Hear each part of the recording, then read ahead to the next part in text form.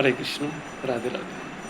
অনন্ত কোটি বিশ্বের যিনি মালিক, সেই অনাদি আদি গোবিন্দের শ্রীচরণ কমলপদ্মে কোটি কোটি প্রণাম জানিয়ে আজকের কিছু হরি কথা এবং কৃষ্ণ কথা আমরা শ্রবণ করব।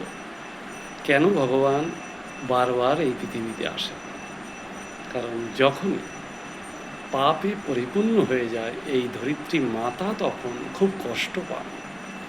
তখন তিনি গোমাতা রূপে ভগবানের কাছে আরাধনা করেন যে, হে অনাদি আদি গোবিন্দ, এই ধরিত্রী প্রচণ্ড পাপে জরাজীর্ণ হয়ে গেছে, আপনি কৃপা করে রক্ষা করুন।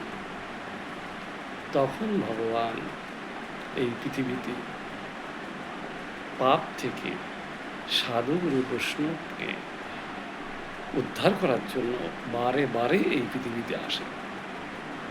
কারণ ভগবান গীতায় বলেছেন, যদা যদা হি ধর্মস্য গ্লানি ভবতি ভারত অভ্যুত্থানং অধর্মস্য তদাত্মানং সৃজাম্যহম পরিত্রাণং সাধূনাং বিনাশায় চ দুষ্কৃতম ধর্ম সংস্থাপনাথায় সম্ভবামি যুগে যুগে।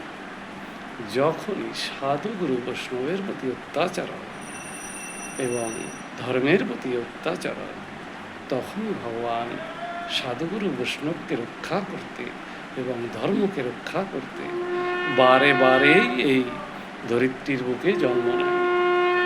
অতএব ভগবান এ পর্যন্ত বহুবার এসেছেন এই ধরিত্রীকে রক্ষা করার জন্য।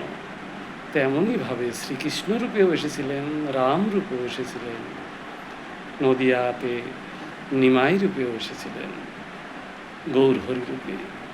অতএব আমরা চেষ্টা করব ধর্মপথের পথিক হয়ে, ধর্মপথে থেকে আমরা হরিসাধন করব, ভজন করব এবং কৃষ্ণ নাম নেব এবং বৈকুণ্ঠ যাতে যেতে পারি সেই চেষ্টাই করব।